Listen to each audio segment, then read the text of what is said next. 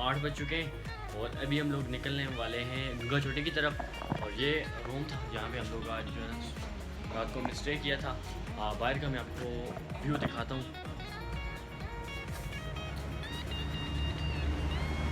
ये यहाँ का व्यू है बाग सिटी का मतलब। और रात के ब्लॉग में मैंने आपको दिखाया कि हम लोग रात को बाग पहुँचे थे और पीछे बिल्डिंग देखते थे MTBC की बिल्डिंग, वहाँ पे हमने डिनर किया और स्टे हमने एक दर्ज में किया। वो सारा कुछ आपको दिखाया। तो आज का ब्लॉग हम स्टार्ट करते हैं अभी से। MTBC है जो हमारे ट्रिप को स्पॉन्सर कर रही है, उसकी गाड़ियाँ यहाँ पे आ चुकी हैं और उन गाड़ियों में हम यहाँ से जाएंगे गंगा चोटी। गंगा चोटी से हमारी हाइकिंग है 30 किलोमीटर, तो वो हमने ट्रैवल करना है आज। कुछ भी है, मैं आपको उनसे भी मिलवाता हूँ। अभी आ चुकी हैं जी गाड़ियाँ आ चुकी हैं।